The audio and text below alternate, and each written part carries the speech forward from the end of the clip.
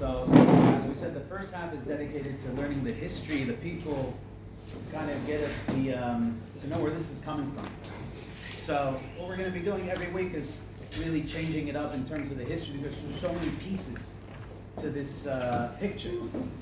And one of the important pieces, at least for me it was, is really learning the relationships between the Gdolim, the Gdolei Ador. Because when you look at someone like the Ariz, and we said he was only exposed to the world for less than 2 years, right? And the acceptance of him was, uncontested, and he was only 36 at the time. So you kind of scratch your head and you're saying, why? Who? Who authorized him? Who made him like the authority of kabbalah, right? So one of the figures is no other than Rav Yosef Karo, who we'll be studying today. Rav Yosef Karo is the one who wrote the Shulchan Aruch, the Beit Yosef, the Kesef Mishneh, the leading authority at the time, the Moshe Rabbeinu at the time.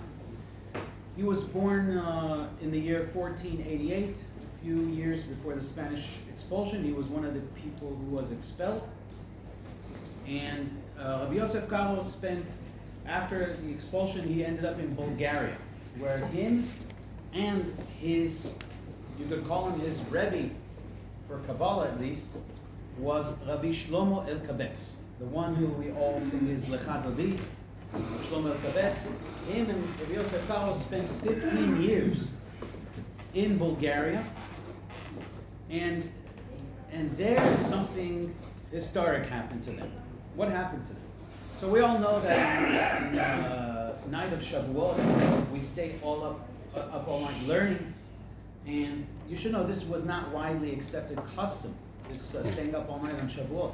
It actually started spreading because of this next story that we're going to discuss.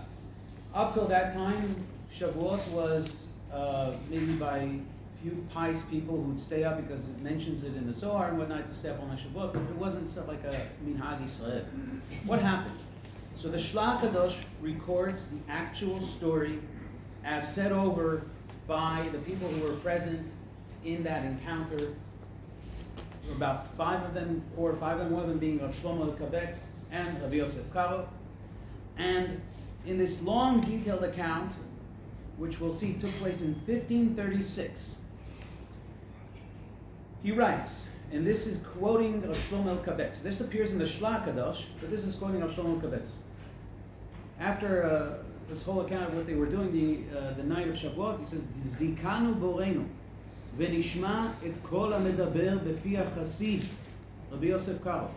So our Creator gave us the zchut, and we heard the voice speaking through the pious Rabbi Yosef Karo. Kol gadol, a very loud voice, v'chituch otiyot, which was very, very clear, like a person speaking.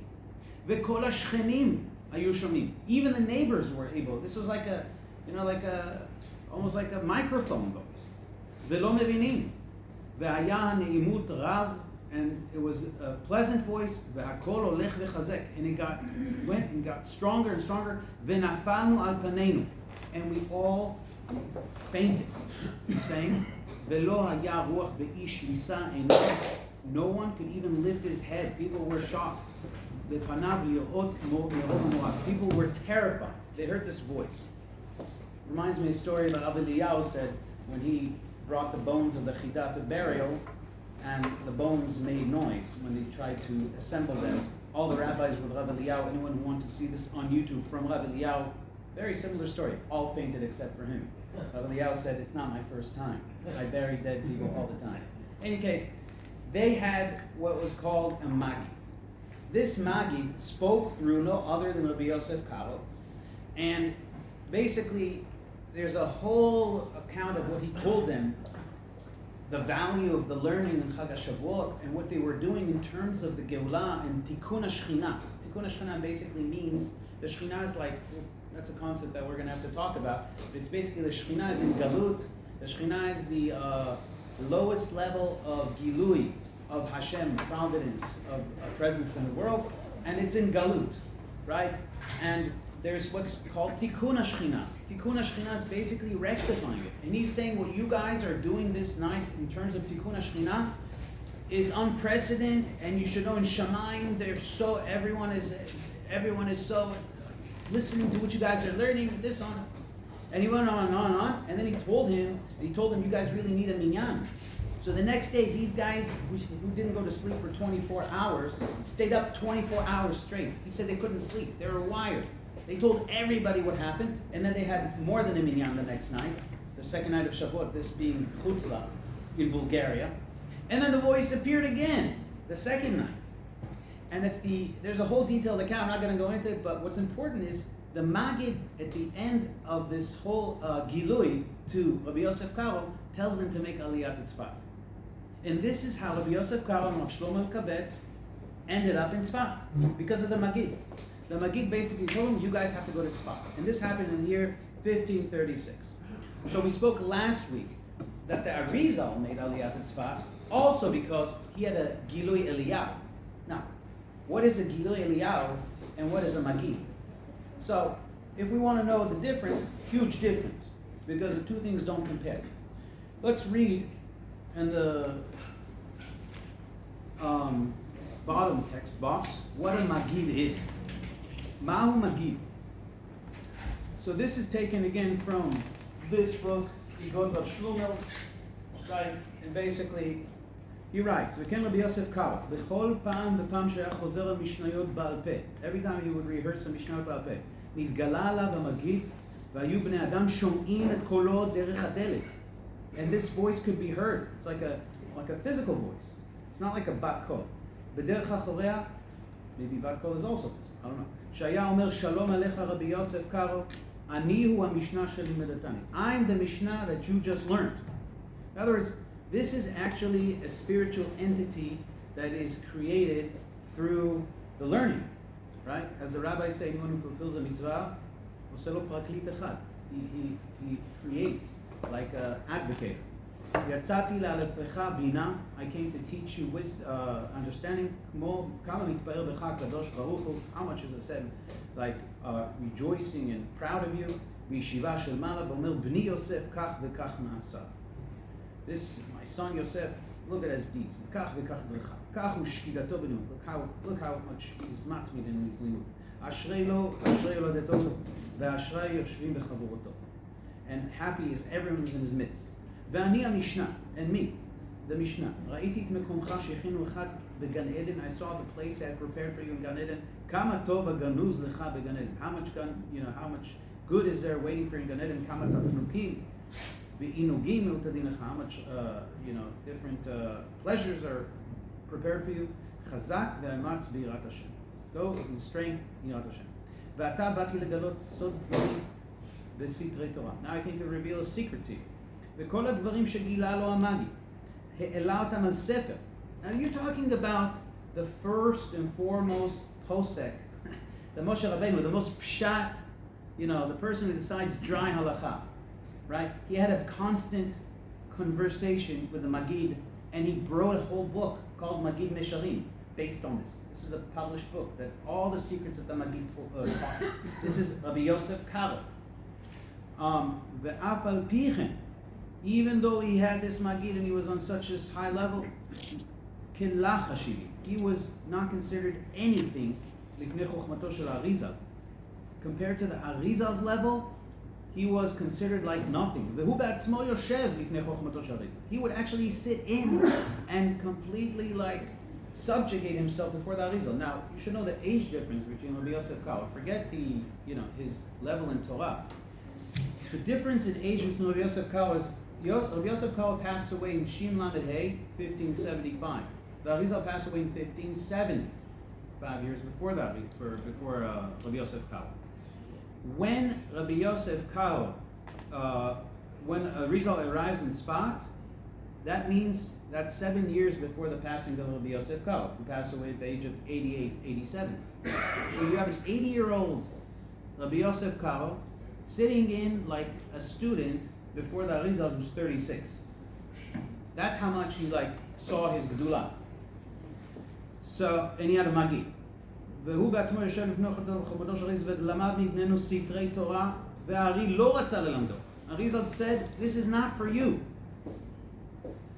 ואמר שנשמתו אינה מסוגלת לקבל יותר חוכמה אלא על פי דרך של רמ"ק.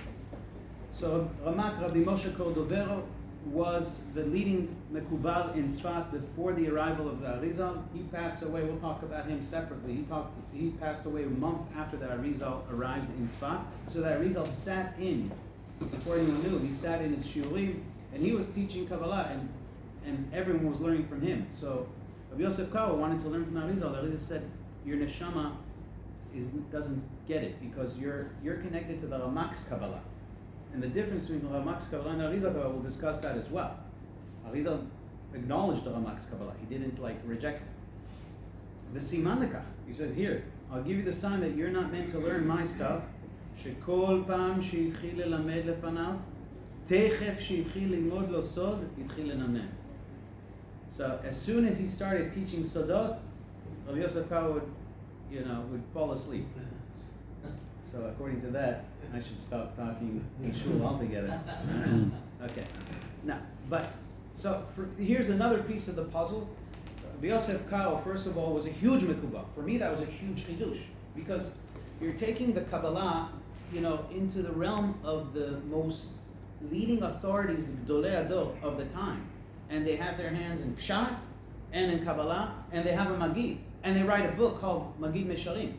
So this whole thing is not mysterious, and it's not something that was maybe just Mekubalim. You're talking about the Shulchan Aruch. And secondly, we see how much he looked up to the Arizal. And the very name of his first book, we can see in the higher text book, Beit Yosef, was given to him by the Magid. The Magid is the one who told Rav Yosef Karo to name his book Beit Yosef on the tool. There were three individuals who were worthy of doing what the Beit Yosef did. One was Rav Yosef Karo. One was Rav Yosef Taichik. They're all buried in Tzfat. And one was the Maharival. Rabbi Maharival is Moreno Harav Yehuda ben Lev. He lived in Jerusalem. He was the one who opposed the smicha. We'll talk about that too, the renewal of the smicha. Anyways, the only reason the Shulchan Aruch was chosen, this is said over by the Chida, is because he was Anab. The Beit Yosef is one of the most, you'll never see him criticizing anyone, and he always presents other people's opinions with dignity and respect. Because of his Anabah, he was Zocheh to be one of the Beit Yosef of the generation. But he did have opponents. The Maharival, who lived in Jerusalem, opposed the very existence of this work, the Beit Yosef. Just like when the Rambam came out, people opposed the Rambam. Why? Because he said, no one's going to pick up a Gemara anymore. Because what the Beit Yosef does is basically, he's a commentary on the Tool, and the Tool doesn't bring sources. And basically the Beit Yosef brings all the sources and all the different discussions around this subject. So the Maharival said to his students, don't open the Beit Yosef. We don't learn Beit Yosef in this yeshiva. Until one time, there was an incident. Basically, they looked up all the sources. There was nothing they couldn't find. These guys were like lions. One time it happened that they couldn't find the source of the tool. And this is something that he knew, but he completely forgot.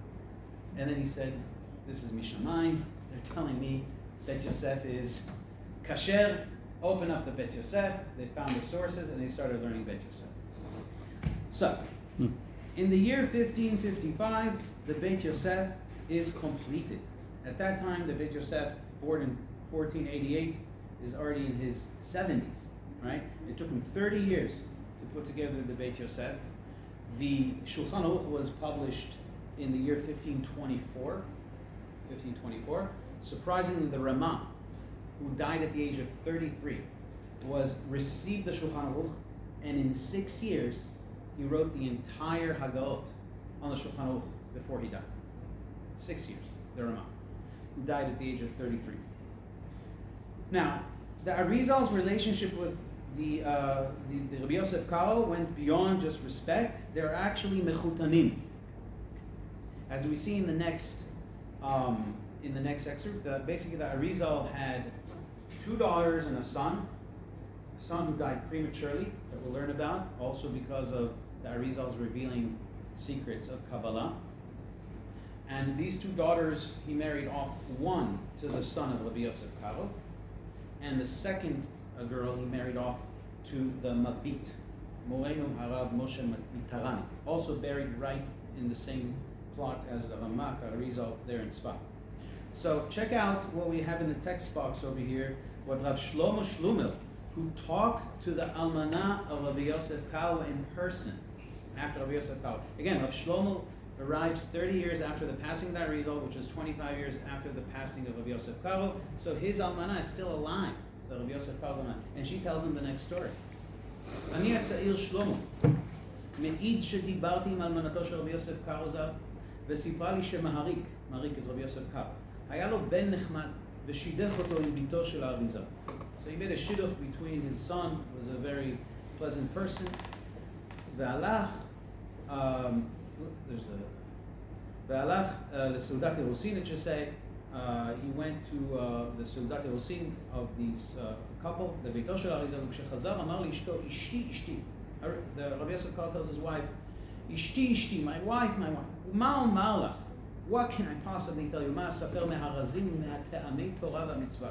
All the secrets and all the explanations of Torah and mitzvah that I heard. וכמה ידיעה הרווחתי עתה? How much knowledge did I just gain? בזה הסעודה, in this סעודה, מפי הקדוש של רבי יצחק אשכנזי. There's not even an angel who knows the stuff that he knows. So he says, look at this. You don't use this language. He says in the Shema, not even from the Tanaim. He's saying the soul that Arizal not only from the Nevi'im Achronim, like Chagai, Zechariah, Malachi. Nevi'im Rishonim. He's putting them on the level of the generation of Yirmiyahu and Yechezkel and the Nevi'im Rishonim. This is like a שאפילו תנא אינו יכול לומר מה שהוא אמר. Even a Tana didn't have these secrets that he revealed. אבל אני מפחד עליו.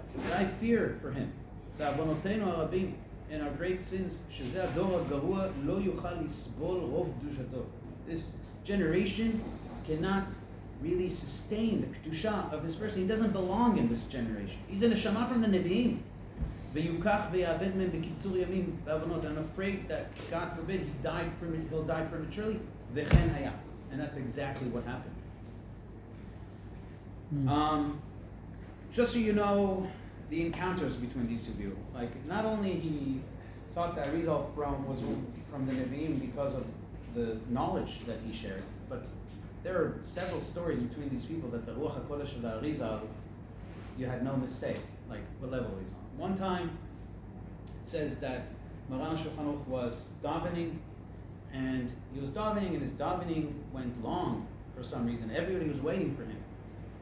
And the Arizal whispered something to someone in the Bet Knesset of Rav Yosef Karo, and he went over to him, and the young person told the Rav Yosef Karo that the Arizal said that the sweat of the donkey doesn't make the wheat chametz. Then he finishes davening. What happened? Rav Yosef Karo had been davening, and when he got like towards the end, he saw outside there was like a shayara. There was like a whole caravan of donkeys carrying wheat, and it was before Pesach. And then I remembered, wow, there's a whole question here. It was a very hot day. There's a whole question of the sweat of the donkey and the heat of the wheat that's sitting on him can make these chitim chametz. But he couldn't remember the halacha, so he started thinking about it. So the Arizal sent him the answer. Right? There's another story where Rav Yosef Karo, who was in charge of Beit HaTavshil of Tzfat, was in Mincha of Shabbat, not Mincha Erev Shabbat, Mincha of Shabbat. And again, in his prayer, he had been really distracted. And the Arizal sent him a message with someone and told him, what do you worry about? The keys for Beit HaTavshil are in this place. You put them there. Right? And he was blown away. All right? So there's like dozens of these stories, just with Rabbi Yosef Karo. And this is his mechutan. Okay? So like when you make this connection between Rabbi Yosef Karo and the Chaver of the Shulchan Aruch, who we follow, at least, Klal Yisrael, and he's saying, and he's marrying off his son to this Arizal's daughter. This is one of the most signs of credibility to everything that we know about the Arizal. When someone like Rav Yosef Karo is actually how did Arizal's daughter be? well, he got married at the age of 15. Oh. So 15 and he's 36. She's probably 18, something like that. I didn't realize they got married at 15. Yeah, he got married very young. Well, that was like normal back then. So this, for me, this was a big deal because you're saying like, who says the Arizal is, excuse my language, legit? So you hear all these stories about him, and you learn this stuff, and you're like, where is this from? Like, how can I even trust that this is like real? Like, where is he getting this from? That's one of the questions when you start learning. It's one of the questions that crosses your mind because it's not something that is, at least in the beginning, it doesn't fit in your logical head like things that that you usually think that you know how to comprehend things. This is not one of them. So one of the things that helps you understand that you have to know, just like relax, accept from him, because you have people like Rav Yosef Karo who basically not only vouch for him but actually put their head down before him that he was something tremendous. If Rav Yosef Karo was his mechutan. So there are definitely a lot more stories between Rav Yosef Karo and the Arizal. We know eventually Rav Yosef Karo passes away in Shin Lamed Hey, 1575, at the age of 87, 5 years after the Arizal. But basically his acceptance of the Arizal also sent headwaves through the Gola. In the next classes we'll also talk about how the Ramah, because we know when someone like comes on the scene, people are first of all very apprehensive. Like, who is this guy? Who is this? How come that Arizal was not one of these people? We never heard one rabbi anywhere in the poskim say, no, that Arizal is like, he's not. Everyone hands down, from Poland to Morocco, hands down. So we'll see, because there were incidents involving the Ramah and also the leading rabbi in the Ramah's time, the Rasha, who were very suspicious of the Arizal, and they didn't really. They were actually about to put a cherem on him, because he was all the way in Tzfat. They had no idea what he was doing, and they heard he was doing new things, and they were about to put a cherem on him, but the Arizal knew this, and he sent a shaliach to them. And we'll talk about how the shaliach changed their mind. Very interesting story, but okay, so Ad Kan, this is the history. Now, the second part of this shul that we're going to discuss today is basically more hakdamot. And last time we spoke about the importance of learning Kabbalah and why it's so important. We said that anyone who studies Torah and he not only doesn't learn Kabbalah, not only is he missing in his Torah, he is doing much more damage. He's actually dochet Shechina. It's like he doesn't want the divine presence to be there. He doesn't want Rucho Shel Mashiach to come. He doesn't want the Geulah to come. And he's disconnecting the Torah from its life source. And he makes the Torah yevesha, dry, intellectual, not spiritual. And that's what we learned last time. So obviously the next question is, wait a second, so is everybody worthy of studying this? Or not everybody worthy? And is this something, aren't you supposed to be very low key about this? How can we even do a public shiur on Kabbalah? Doesn't this go against what all the Gedolei Hador always taught? So that's what we're going to discuss today. So first, let's see the Sif Aleph. Sif Aleph is taken from the book Sha'ar Yichud Ve'emunah, written by one of the 17th century Mekubalim and also, Talmidei Chachamim. So he writes like this: Dorot Harishonim. So it says the title is Neshamot Shebe'ikvet HaDeMashiach. The Neshamot during the days of the Mashiach. En chashash legalot lehem sodot HaTorah. There's no chashash to reveal to them sodot Torah. Actually, I'll just share with you just one last piece of history that I just read yesterday, And I've been looking for this everywhere, internet and everything. I never knew who discovered the Zohar. I knew who published the Zohar, like how the Zohar surfaced. That was by Rav Moshe de Leon in the 12th century.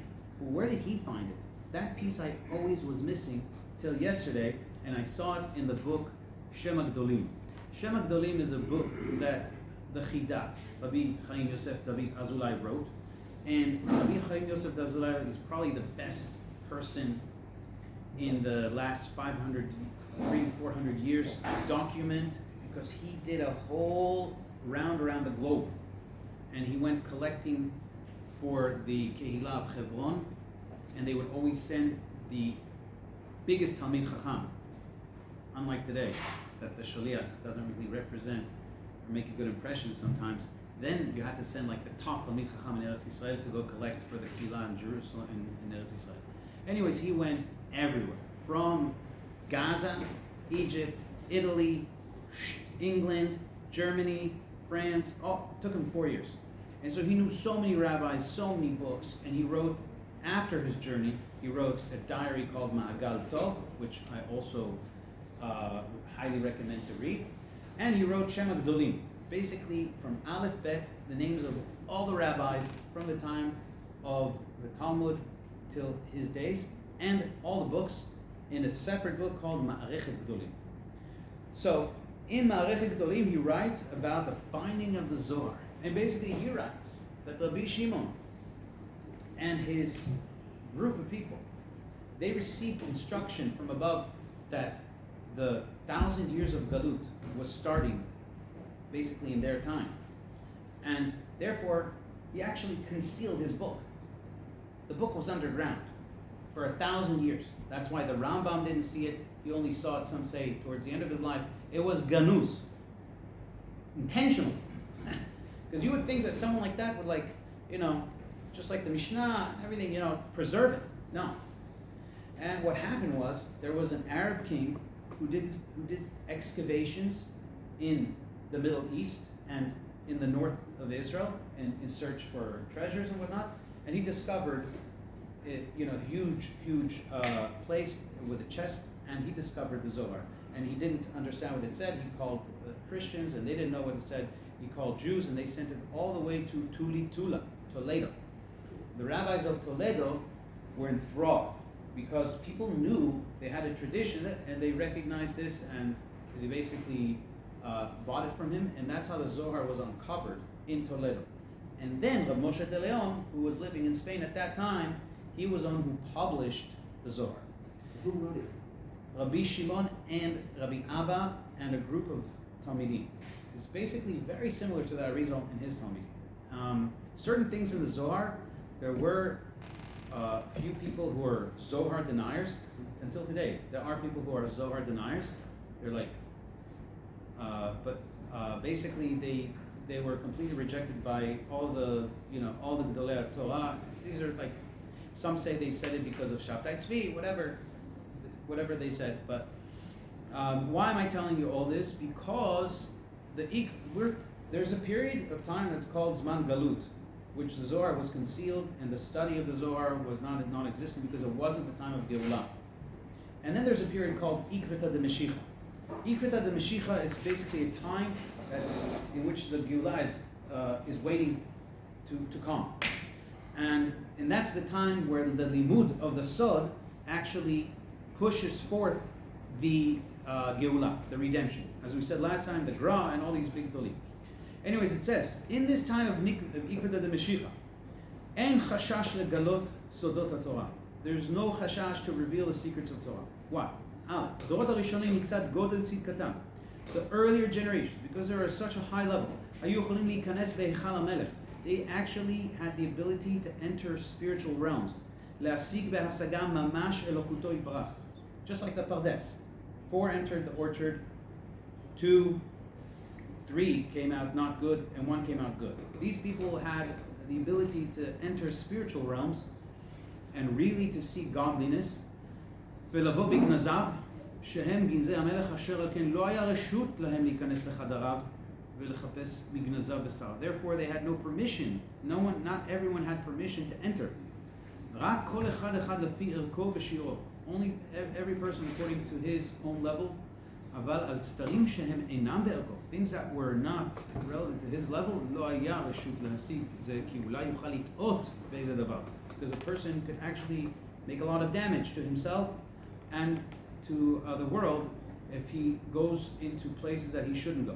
אבל עתה בדורות האלו, in our generations, this is 300 years ago, אין מי יכנוס לחדרי המלך. No one can reach these inner places, בהשגות אמיתית, like real hasaga, like real, visions, not visions, real like reaching high levels of, I don't want to call it I don't even know how to translate the word hasaga. It's not understanding. Hasaga is basically, it's like you're connected to this level. That's the only way I could really put it. כי דלתות היכלות של המלך נעולים. The king's doors are locked. וגם שבדורות האלו יקרא גם כן גדולי נפש. Sometimes we do find people in every generation שיכולים להיכנס בהיכלות המלך, אבל הם יחידי סגולה. These are like just very few people. אשר נמשכו נשמות גדולות לצורך תיקון הדור.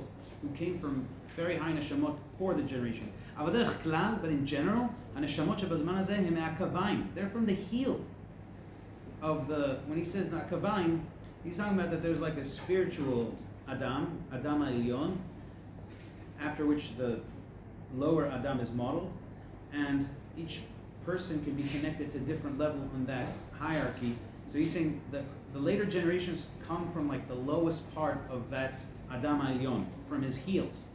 ולכן אין חשש לגלות להם אוצרות גנזי. There's no חשש to reveal the secrets, כדי שעל ידי אותם גדולתו ותפארתו יתפעלו. So people be makar of people, so they could see the greatness of Hashem.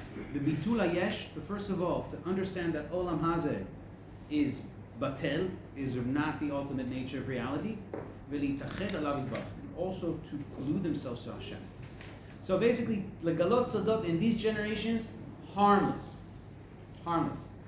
Now, does that mean that you could say to Madonna? No, obviously not. No offense, Madonna. But it's just saying that no one's going to be harmed by it because they're not even on the level to even be able to use this stuff. Bet. Kayom mitzvah min hamuvchar shitasku barabim. Public learning of Kabbalah. The sources. Rabbi Avraham Azulai, the great-grandfather of the Chidah, who lived in the year 1650, about 25 years after Malchu, Rabbi Chaim Vital passed away, and he's basically the leading Mekubal in his generation, lived in Yerushalayim, and he writes, כי מה שנגזר למעלה, שלא יתעסקו בחוכמת האמת בגלוי, the gzera that people shouldn't publicly learn this stuff. היה זה לזמן קצוב. This was for a fixed period of time. עד תשלום שנת, I wrote it in basically Iran, Resh Nun is what he wrote, which adds up to 5,250, which is less than 500 years from today. משם ואילך יקרא דור אחרון. From that time forward is called like the last generation. והותרה הגזרה משנת 5,300 מהיצירה מן המובחר שהתעסקו. Not only it's permitted, מצווה מן המובחר. It is the very huge mitzvah. שהתעסקו ברבים גדולים וקטנים. Even says not even like people who are like he's saying you don't have to be 40. גדולים וקטנים. כמו שכתוב בזוהר, and he quotes the Zohar. The Zohar says in Raya Nehemah. This also blew me away. In the Zohar, you have several types of books. Okay, so you have the Zohar, and in the Zohar you have like Sitrei Torah, Midrash Ne'elam, and then you have this book, Raya Nehemah. Raya Nehemah is actually translated as Ro'eh Ne'eman, the trusted shepherd. And that's Nishmat Moshe Rabbeinu. Basically, when Rabbi Shimon and the guys would be learning, people would just come in. People would come in from Gan Eden, and not just people. Like, you had Moshe Rabbeinu, Raya Nehemah. He would come in, he would give his thing on the issue that they were discussing. And this is like, you should know, this is like 50% of the Zohar is coming from that side. It's not coming from any human mind. Okay? So this is recorded in the name of Moshe Rabbeinu, Raya Nehemah, and he writes in Parashat Masot, because the in the future, the Jewish people are going to taste from the Ilan HaChaim, from the tree of life, as opposed to Etz Hadat, Tov V'Ra, which is the Pshat, Asur, Mutar, Tameh, Tahor, duality. You have Etz HaChaim, Etz Hadat. So he says in the future, they're going to taste from Etz HaChaim, the Iu Hai Sefer HaZohar, which is the book of the Zohar, Yifkun Bei Min Galuta Berachamim. Because of this book, they're going to come out of the Galut Berachamim. So he quotes this book, and he basically says, we're in these generations that the Raya Mehemna is talking about.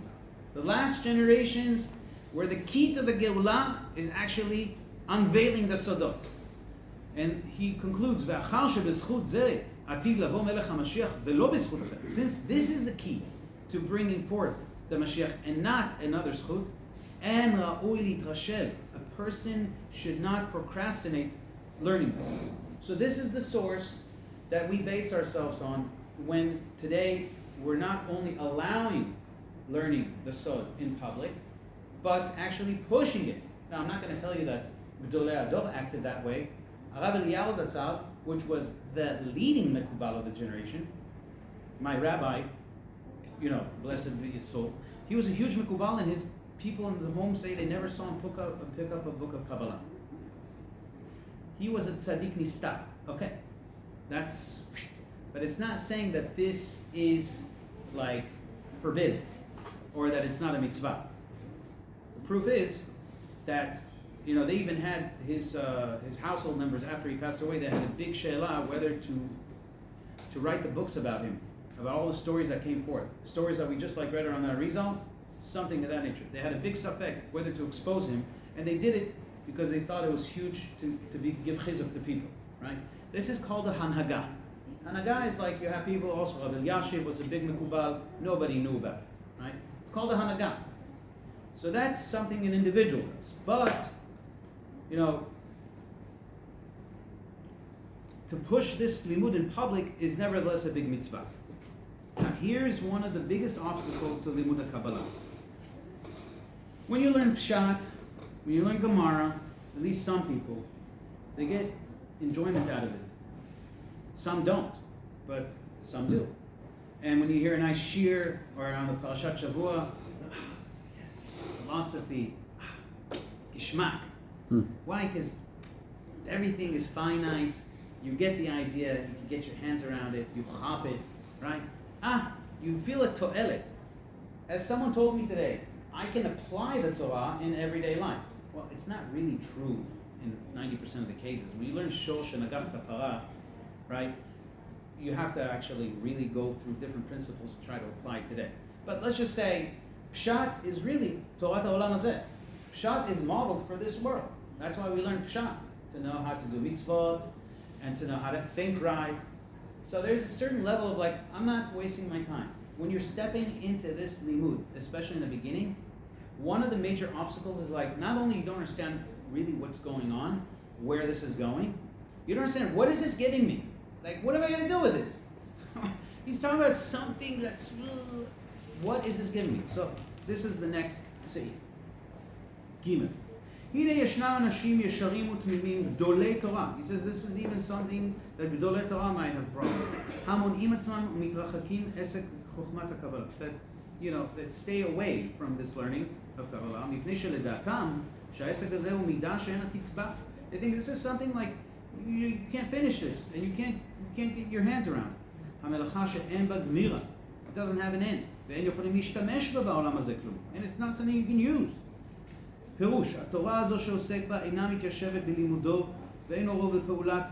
He doesn't see why it's worthwhile. I mean, I usually, before I start learning with people, I tell them, you should know, this is going to be very hard, and some of you are going to want to quit, and some will quit, because it doesn't matter. Because if you don't really chop that this part, then this part is harder. But when you chop this part, where it's coming from, then you stay in the game. So some people have this mashber, and they say there's no to'elet. Ki chelek hanigle, because the revealed part of the Torah, ai pshat, kol midotea lefi da'ato, yesh hakitzba. It's tachlis. Hainu dinei kriyat shema. You learn the laws of Shema. ותפילה.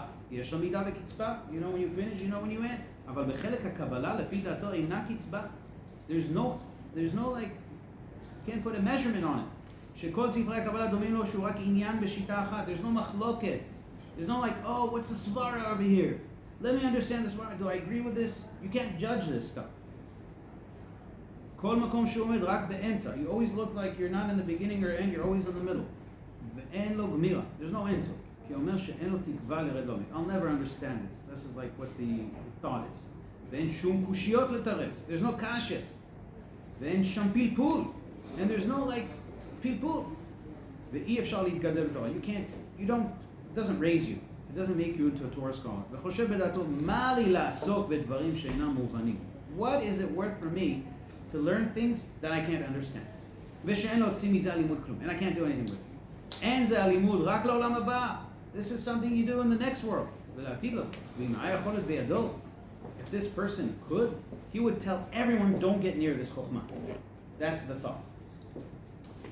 So he says, אמנם אהובי, אוהבי השם, אוהבי תורתו, טעם זה הוא קלוש וריקני. This is a very weak reason to get away from this limud מהחוכמה, חוכמה אלוהית, חוכמה שבה ידיעת רצונו פשוט. It's a chokhmah through which you know the will of Hashem, וכוונתו, and his intention in creation, בעולמו, וחוכמה למצוא אלוהותו, and also to find Hashem's elokut in the world, בעולם שאנו בו, not עולם הבא. In other words, it teaches you Kabbalah how to see godliness in this world. חוכמה למצוא שורש נפשותנו, also to know your שורש נשמה, שלמעלה, where it's based. חוכמה שבה ידיעתו והכרת השגחתו יתברך מרום עליון עד עומק תחתון. The chokhmah that teaches you the hashgacha from the highest to the lowest, to how the ways of the hashgacha work. Al biti gvul. Chokhmah b'yediat shmotav, knowing the different names of Hashem yitbarach. So when you read the Torah, you see many names, you have no idea what it means. And no book of Pshat can ever teach you. Sometimes it says Hashem spoke. Sometimes it says Hashem. Sometimes it says Elohim. Sometimes it says Shaddai. Sometimes it says Adonai. You have like 15 names. You have no idea what these names mean. And anyone who just reads them in tefillah, he's not really praying to Hashem. Like in his heart he is, but he doesn't even know the name. Mm-hmm. It's like when I talk to you, right, and I call you by name, and I have no idea what your name means, so I'm not really talking to you. And Rav Chaim Vital says, why do many people pray and aren't answered? Because they don't know how to pray. Because there's many promises in the Torah that if you reach out to Hashem and you pray, you'll be answered. But only if you know how to pray. So he says, knowing the names of Hashem is part of Chokhmat HaKabbalah, to know who you're talking to. Like, because you're not talking really to Hashem. You're talking to what Hashem revealed to you as his, whoever he is. So that's all in the names. And then he goes on and forth and he says, ממשיך קדושתו יתברך לעמו ישראל על ידיהם. Through these names you become sanctified. ומזכחים מקדשים רוח ישראלי. It also refines your spirit. It says, all the Mekubalim say this, that someone who learns Zohar, even though it's separate from other Kabbalah, even if you don't understand what it says, it's like your neshama is going through a washing machine without you even knowing. All the Mekubalim say this. It's metaheret neshama. It's something beyond mind. So that's what he's saying here. מזכחים מקדשים רוח ישראלי ונותנים לו דעת לעובדו בידיעת אמת. And it also gives you דעת to actually לעבוד את השם in a real way. לכל אחד כפי ערך רוחו הטהורה מכיר מקור של עולם בעולם הזה, knows the greater and so on and so forth. וכי חלק גבוה כזה, you think such a Torah like this could be learned like on the first time and you can understand it? We have a kalam. Rav Kahana says, what does it say? It says, Ligmul inish, first go over it, v'hadar lisba, and then try to understand. This is a huge klap. When you learn Gemara too, you're not going to understand it the first time.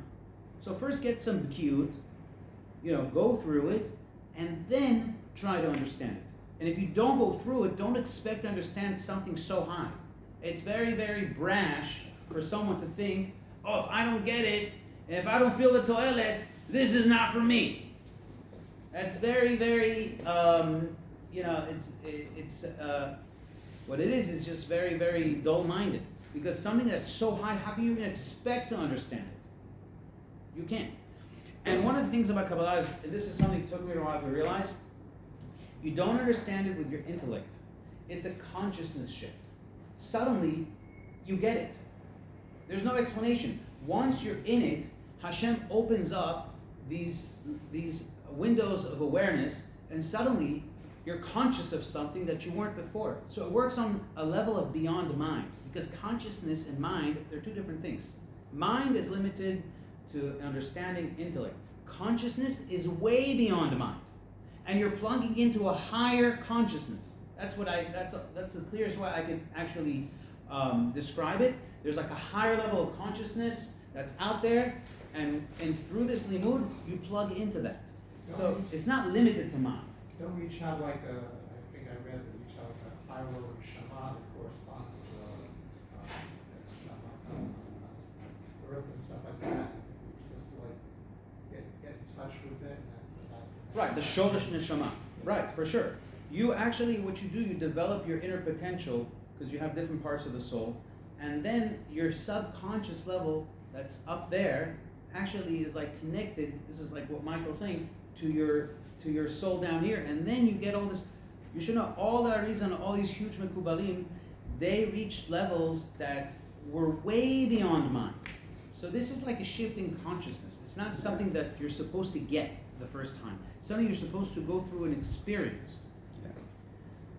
Torat HaNista, the next, Mikayemet et Torat HaNiglet. The Ramak, of Moshe Cordovaux, the leading Mekubal in that generation, writes, Haosek besod, someone who also deals in sod. Gam Torat HaNigle mishtamer b'o. Not only is Torat HaSod, like he learns it, but also helps facilitate and preserve the pshat that he knows.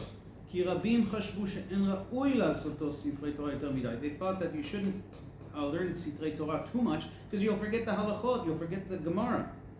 כי על ידי זה תשתכח תורת הנגלית, דהיינו לדעת את קיום מעשי המצוות. אומנם דע, he says, שאין עסק התורה בכוח דעת האדם. Torah is not from a human. Torah comes from above. אלא הכל הוא כפי רצון הקדוש ברוך הוא. Everything is according to Hashem's will. Moshe Rabbeinu learned it in 40 days. So it's not something that is human. ומי שעוסק בתורה בחלק הסוד, אז תורת הנגלה שלמד משתמרת בליבו. Not only he won't forget, Adrabah, the pshat is going to even be more accessible, ולא ישכחיה. ובאמת על זה נאמר, אחוז בזה וגם מזה אל תנח. Learn sod, and also don't let go of the pshat, שצריך להיות לאדם שיעור גם בנגלות התורה, אבל אלו המואסים בחלק הסוד, people who say, no, don't get near the sod, אינם בכלל עובדי השם. Wow. So you could be a Rosh Hashiva. Now let me tell you about Rosh Yeshivot. This is not talking about Rosh Yeshivot in our days. I'm quoting what Rav Chaim Karo writes in the Hakdama that we read last week about. He says, he quotes from the Zohar, there's just 5 types of Erev Rav. So the Zohar says Erev Rav are people who escorted us from Egypt. They're not Jewish. Their neshama comes from a different place. They're a mixed multitude. And he says one type of the Erev Rav, and they're all like in leadership positions. And what they do is they try to distance the Jewish people from Hashem's path in different ways. And some of them, he says, are Roshei Yeshivot. And some of them have Batei Knesiot.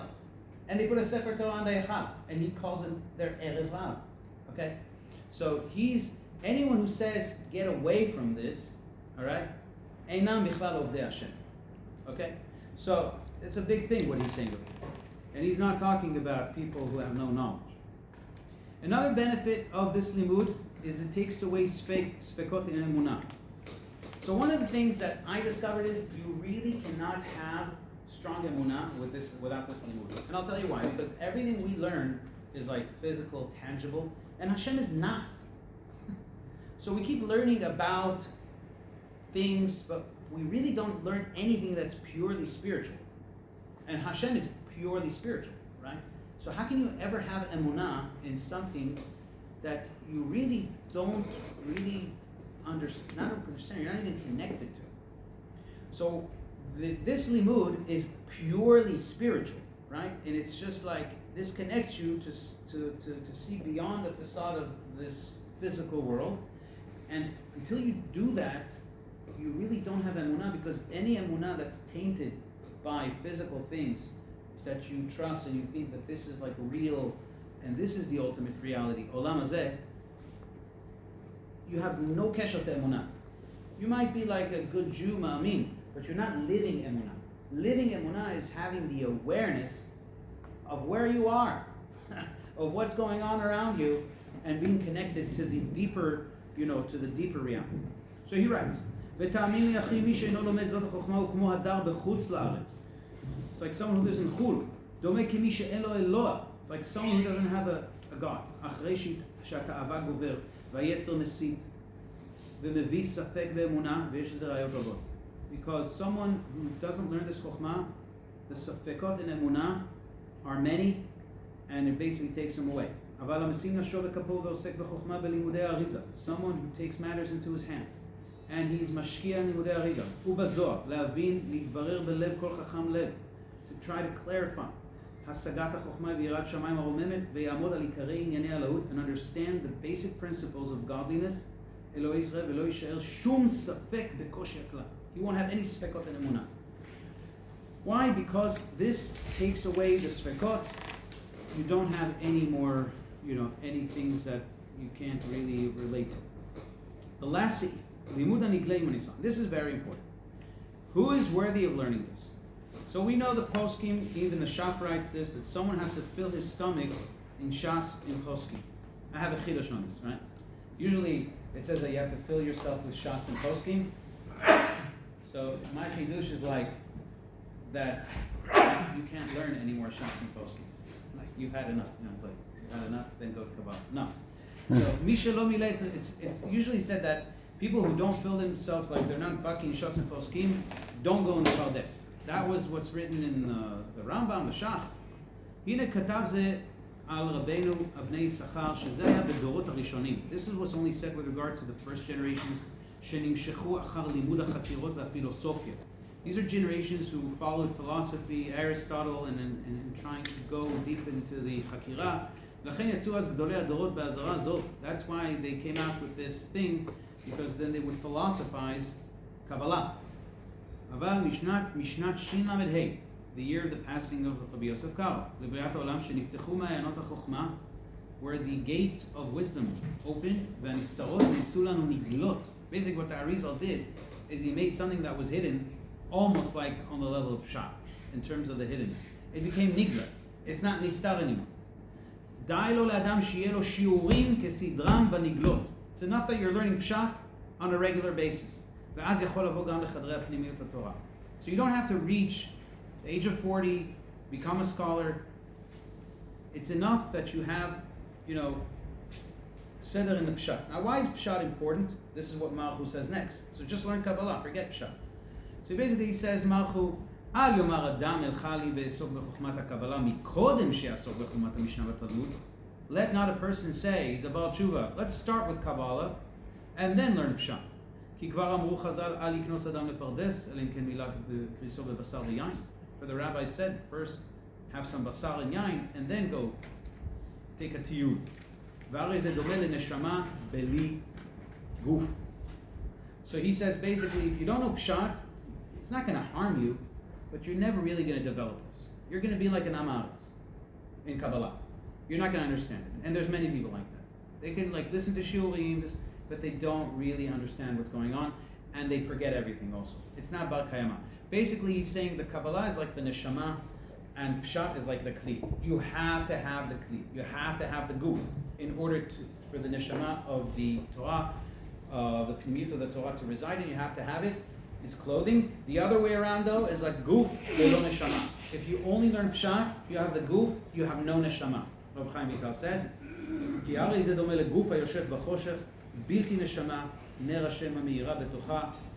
It's like without neshama, the real neshama of Hashem, like that's illuminating inside of it. שהגוף יבש בלתי שואב ממקור חיים. Like the body has no sustenance; it doesn't absorb from מקור חיים.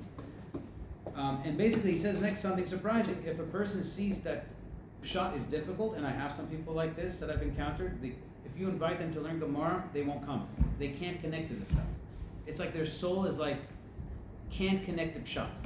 So he says, don't be hard on yourself, learn Kabbalah. In other words, each neshama has shlichut in this world. Now you have people on the other way around. Like we said, Rav Avadia, he tried, he went. And Rav Mordechai Shalabi told him, it's not your shlichut in this world. But the average person can learn both. So there are exceptions. And he says, someone who tried Pshat and he can't connect to it. It's like he falls asleep. That means it's not his tikkun. Then therefore he should invest in limud. But he still says you can't be an amal. So you got to have at least an hour or two be'iyun halacha. So, all right, whatever. That's in those. So all in all, what we see from here is that limud Kabbalah nowadays is not what it used to be, and therefore, in our days, people who previously were not qualified and they were supposed to stay away, today actually are encouraged to learn Kabbalah, because as we said, you can't really reach Yirat Shamayim. You can't be Biklal Obed Hashem. These are huge people saying this stuff, and we see that Rav Yosef Karo, the first and foremost, Moshe Rabbeinu, the generation who wrote the Shulchan Aruch, was himself a Mekubal. Now, who doesn't follow the example of Rav Yosef Karo? And how can he be considered Obed Hashem? So therefore, having said this introduction, in next week's class, we're going to cover, again, two subjects, but actually now we're going to get into the first concept of Kabbalah, which is called Sod HaTzimtzum, the secret behind the contraction. So, Bezrat Hashem, I hope to see you next week.